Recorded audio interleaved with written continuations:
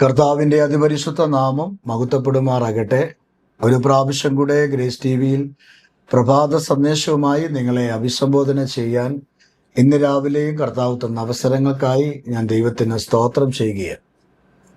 എല്ലാ ദിവസവും രാവിലെ 6 മണിക്ക്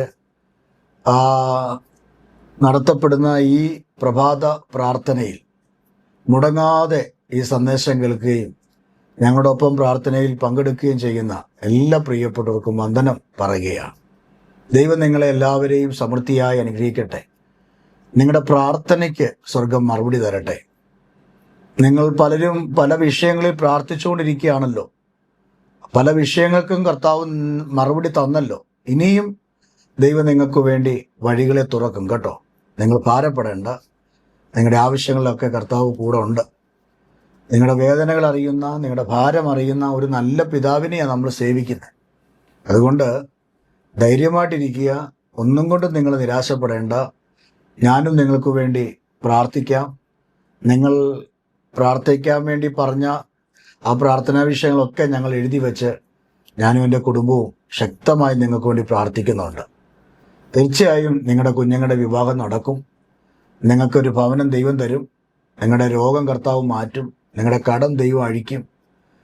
ദൈവം നിങ്ങളുടെ ജീവിതത്തിൽ എന്തൊക്കെ ചെയ്യാൻ നിങ്ങൾ ആഗ്രഹിക്കുന്നു അതെല്ലാം വിശ്വാസത്തോടെ നമ്മൾ ഒരുമിച്ച് പ്രാർത്ഥിക്കുമ്പോൾ സ്വർഗത്തിൽ നിന്ന് അത് ചെയ്തു തരും. ദൂതനെ ഇറക്കി കർത്താവ് അത് ചെയ്തു തരും. ദൈവം നിങ്ങളെ അനുഗ്രഹിക്കട്ടെ.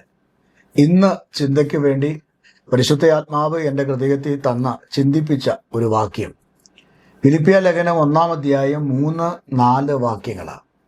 വാക്യം ഞാൻ വായിച്ച് കേൾപ്പിക്കാം. ഞാൻ നിങ്ങൾക്ക് എല്ലാവർക്കും വേണ്ടി കഴിക്കുന്ന സകല പ്രാർത്ഥനയിലും എപ്പോഴും സന്തോഷത്തോടെ പ്രാർത്ഥിച്ചു നിങ്ങളിൽ നല്ല പ്രവൃത്തിയെ ആരംഭിച്ചവൻ യേശുക്രിസ്തുവിൻ്റെ നാളോളം അതിനെ തികയ്ക്കും എന്ന് ഉറപ്പായി വിശ്വസിച്ചിരിക്കുന്നു.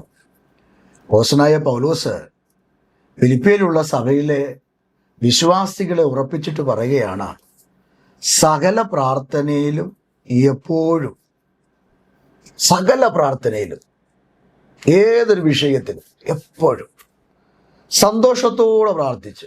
എങ്ങനെ പ്രാർത്ഥിക്കണം? സന്തോഷത്തോടെ പ്രാർത്ഥിക്കണം. നമ്മുടെ പ്രാർത്ഥന എങ്ങനെയായിരിക്കണം? നമ്മളെല്ലാവരും പ്രാർത്ഥിക്കുന്നവരാണ്. ഞാൻ പ്രാർത്ഥിക്കും, നിങ്ങൾ പ്രാർത്ഥിക്കും, നമ്മുടെ വീട്ടുകാർ പ്രാർത്ഥിക്കും. പ്രാർത്ഥന ഈശ്വരവിശ്വാസമുള്ള എല്ലാവരും പ്രാർത്ഥിക്കും. നിരീശ്വരവാദികൾ പ്രാർത്ഥിക്കത്തില്ല. അവൻ ചാകാൻ നേരം ദൈവമേ എന്ന് പറഞ്ഞ് ചാകത്തേ ഉള്ളൂ. പക്ഷേ നമ്മളെല്ലാം പ്രാർത്ഥിക്കുന്നവരാ.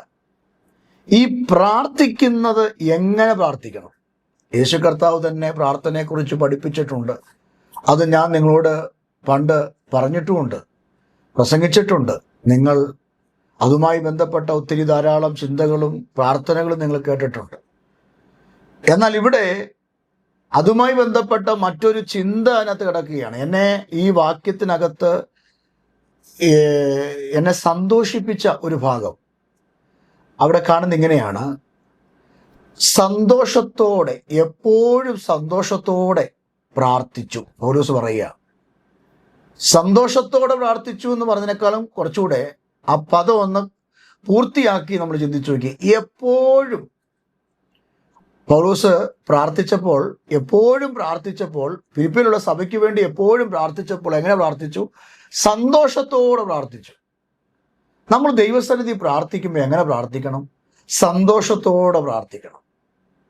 തകർന്ന് പ്രാർത്ഥിക്കണം, അതൊരു ഭാഗമാണ്. നിരാശയോടെ നമ്മൾ പ്രാർത്ഥിക്കരുത്.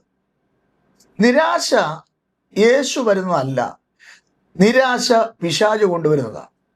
നടക്കുമോ, ലഭിക്കുമോ, ഉണ്ടാകുമോ, അങ്ങനെ ആകുമോ, രക്ഷപ്പെടുമോ, ഞാൻ നന്നാകുമോ, എൻ്റെ കുഞ്ഞ് വിടുവിക്കപ്പെടുമോ, ഒരു നിരാശ, ക്വസ്റ്റ്യൻ മാർക്കോട് കൂടെ. എന്നാൽ കർത്താവിൻ്റെ ദാസൻ പ്രാർത്ഥിച്ചത്, സഭയ്ക്ക് വേണ്ടി പ്രാർത്ഥിച്ചത്, ഫിലിപ്പിയിലുള്ള വിശ്വാസികൾക്ക് വേണ്ടി പ്രാർത്ഥിച്ചത് നിരാശയോടല്ല പ്രാർത്ഥിച്ചത്, എപ്പോഴും സന്തോഷത്തോടു കൂടെയാണ് പ്രാർത്ഥിച്ചത്. ഈ വാക്യത്തിൽ 2 കാര്യങ്ങൾ ഇങ്ങനെ പറയുകയാണ്. 1, സന്തോഷത്തോടെ പ്രാർത്ഥിക്കുക. 2, വിടുതൽ ലഭിക്കുമെന്ന് ഉറപ്പ് പ്രാപിക്കുക. അവിടെ കാണുന്നുണ്ട്, അതിനെ തികയ്ക്കും എന്ന് ഉറപ്പായി വിശ്വസിക്കുന്നു. യേശുക്രിസ്തുവിൻ്റെ നാളോളം അതിനെ തികയ്ക്കുമെന്ന്, അതിനെ വിടുതൽ തരുമെന്ന് എന്ത് ചെയ്യുന്നു? ഉറപ്പായി വിശ്വസിക്കുന്നു. അപ്പൊ രണ്ട് കാര്യങ്ങൾ പ്രാർത്ഥനയിൽ വേണം. നമ്മൾ പ്രാർത്ഥിക്കുമ്പോൾ രണ്ട് കാര്യങ്ങൾ: ഒന്ന്, സന്തോഷത്തോടെ കർത്താവിനോട് പറയണം. രണ്ട്, നമുക്ക് ഉറപ്പുണ്ടായിരിക്കണം. എന്താ നമുക്ക് ഉറപ്പുണ്ടാകേണ്ടേ? ഞാൻ ഉദാഹരണം പറഞ്ഞാൽ, ഞാനിപ്പോ ഒരു ഉടുപ്പിന് വേണ്ടി ഞാൻ പ്രാർത്ഥിക്കുക, ഒരു ഷർട്ടിന് വേണ്ടി ഞാൻ പ്രാർത്ഥിക്കുമ്പോൾ ആ ഷർട്ട് എനിക്ക് ലഭിച്ചു എന്നും എൻ്റെ കർത്താവ് അതെനിക്ക് തന്നു എന്നും ഞാൻ എൻ്റെ മനസ്സിൽ എന്ത് ചെയ്യുക? ഉറയ്ക്കുക.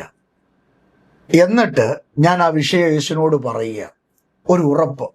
നിങ്ങൾ വീടിന് വേണ്ടി പ്രാർത്ഥിക്കുമ്പോൾ, വസ്തുവിന് വേണ്ടി പ്രാർത്ഥിക്കുമ്പോൾ, ഒരു വാഹനത്തിന് വേണ്ടി പ്രാർത്ഥിക്കുമ്പോൾ, മക്കളുടെ അഡ്മിഷന് വേണ്ടി പ്രാർത്ഥിക്കുമ്പോൾ, കോളേജിൻ്റെ ഫീസ് അടയ്ക്കാൻ വേണ്ടി പ്രാർത്ഥിക്കുമ്പോൾ, നിങ്ങൾ ആഗ്രഹിക്കുന്ന വിടുതൽ എന്താണോ അത് നിങ്ങൾക്ക് ലഭിച്ചു എന്ന് നിങ്ങൾക്ക് ഉറപ്പുണ്ടായിരിക്കണം. പൗലോസിന്റെ പ്രാർത്ഥന അതുണ്ട്, ഉറപ്പായി വിശ്വസിച്ചിരിക്കുന്നു എന്ന.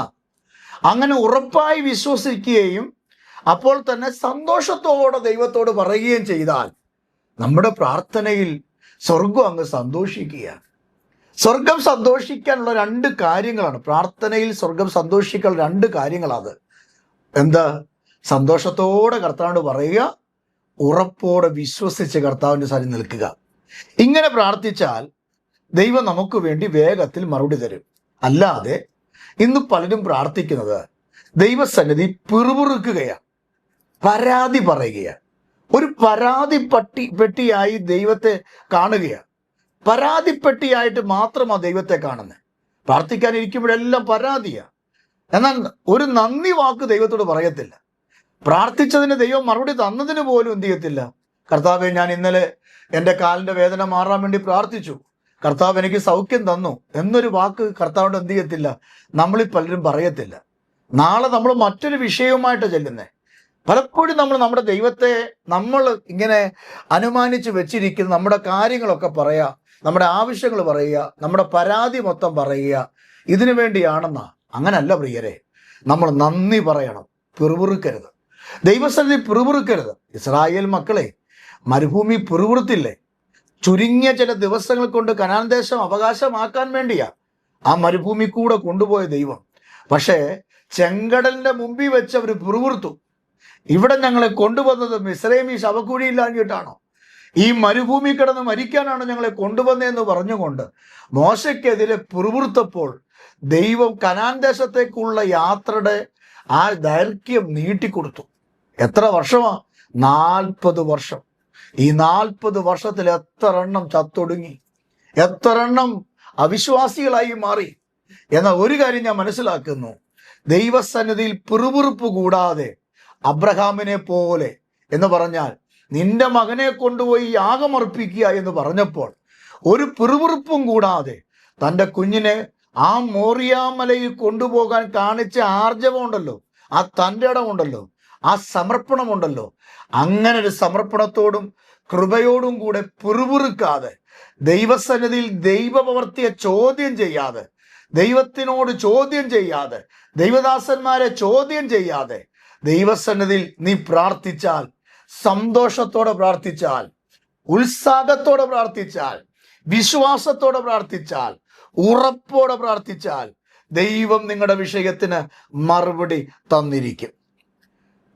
സങ്കീർത്തനങ്ങൾ 119:18 പറയുന്നു, ഹൃദയം തുറന്നു പ്രാർത്ഥിക്കണം. സങ്കീർത്തനം 145:18 പറയുന്നു, ആമേൻ, യഥാർത്ഥമായി വിളിച്ചു പ്രാർത്ഥിക്കണം. ആമേൻ. 1 യോഹന്നാന്റെ ലേഖനം 5:14 വായിക്കുന്നു, ദൈവത്തിന്റെ ഇഷ്ടപ്രകാരം പ്രാർത്ഥിക്കണം. ഈ 3 വാക്യങ്ങൾ നിങ്ങൾ ബൈബിൾ തുറന്ന് വായിക്കണം.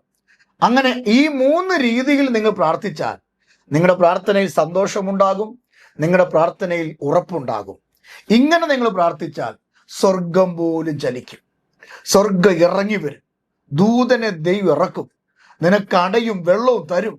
നിന്റെ ബുദ്ധിമുട്ടുകളൊക്കെയും ദൈവത്തിൻ്റെ ധനത്തിനൊത്തവണ്ണം തീർത്തു തരും. അങ്ങനെയെങ്കിൽ നമുക്കങ്ങനെ പ്രാർത്ഥിക്കാം. എങ്ങനെ? സന്തോഷത്തോടെ പ്രാർത്ഥിക്കാം, ഉറപ്പോടെ പ്രാർത്ഥിക്കാം. കർത്താവ് അത്ഭുതങ്ങൾ നിങ്ങളുടെ ജീവിതത്തിൽ ചെയ്തു തരും. ഞാൻ പ്രാർത്ഥിക്കട്ടെ? എൻ്റെ കൂടെ ചേർന്ന് ഒരു വാക്ക് പ്രാർത്ഥി. കർത്താവേ, ഞങ്ങൾക്ക് തന്ന നല്ല ഗൈഡൻസിനായി സ്തോത്രം. ഞങ്ങൾ എങ്ങനെ പ്രാർത്ഥിക്കണം അതേപോലെ പ്രാർത്ഥിക്കാൻ, സന്തോഷത്തോടെ അങ്ങയുടെ അടുക്കൽ ഓടി വരാൻ, ഉറപ്പും ധൈര്യത്തോടും അങ്ങയുടെ അടുക്കൽ ഓടി വരാൻ, ഞങ്ങൾ അങ്ങയോട് അപേക്ഷിക്കാൻ, ഞങ്ങൾ ആപ്ലിക്കേഷൻ ചെയ്യാൻ ഞാൻ കൃപ ചെയ്യണമേ കർത്താവേ. ദൈവമേ, ഞങ്ങൾ എങ്ങനെ പ്രാർത്ഥിക്കണമെന്നും ഞങ്ങൾ എങ്ങനെ അങ്ങയുടെ അടുക്കൽ നിൽക്കണമെന്ന് ഞങ്ങളോട് പറഞ്ഞ ദൂതിനായി സ്തോത്രം. ഈ മക്കൾക്ക് വേണ്ടി പ്രാർത്ഥിക്കുന്നു. ഇവരുടെ സ്ഥിതിക്ക് വ്യത്യാസം വരുത്തണം, ഇവരുടെ കുടുംബം അനുഗ്രഹിക്കപ്പെടണം. വിശേഷാൽ കർത്താവെ, സ്കൂൾ കോളേജ് തുറക്കാൻ പോവുകയാണ്. ഞങ്ങളുടെ പല കുഞ്ഞുങ്ങൾക്കും യൂണിഫോം വേണം, ബാഗ് വേണം, പണം വേണം. കർത്താവെ, പുതിയ അഡ്മിഷൻ വേണം. 10ാം ക്ലാസ് കഴിഞ്ഞ കുഞ്ഞുങ്ങളുണ്ട്, അവർക്ക് നല്ലൊരു കോളേജ് കർത്താവെ +1 വേണം. കർത്താവെ, ഞങ്ങളുടെ മക്കളെ എല്ലാം ദൈവകരങ്ങളിൽ തരുന്നു, പേരൻസിനെ ഏൽപ്പിക്കുന്നു. ഒത്തിരി പേര് നിരാശയിലാണ്, എങ്ങനെ മുമ്പോട്ട് പോകും. കർത്താവെ, ഞങ്ങൾ സന്തോഷത്തോടെ അതിനെ ഏൽപ്പിക്കുകയാണ്. പിറുപിറുപ്പ് കൂടാതെ ഉറപ്പോടെ ഞങ്ങൾ പ്രാർത്ഥിക്കുന്നു. ഈ സന്ദേശം കേൾക്കുന്ന ഇവരുടെ കുടുംബം, ഇവരുടെ കുഞ്ഞുങ്ങൾ, അവർക്ക് വേണ്ടി ദൈവം വഴി തുറക്കും കർത്താവെ, ഞാൻ വിശ്വസിക്കുന്നു. യേശുവിൻ നാമത്തിൽ തന്നെ ആമേൻ. ദൈവം നിങ്ങളെ അനുഗ്രഹിക്കുമാറാകട്ടെ. ഒന്നും കൊണ്ട് ഭാരപ്പെടേണ്ട, കർത്താവ് നിങ്ങൾക്ക് വേണ്ടി അത്ഭുതം ചെയ്യും. ഞങ്ങൾ നിങ്ങൾക്ക് വേണ്ടി പ്രാർത്ഥിക്കാം കേട്ടോ. ഓക്കെ, ആമേൻ.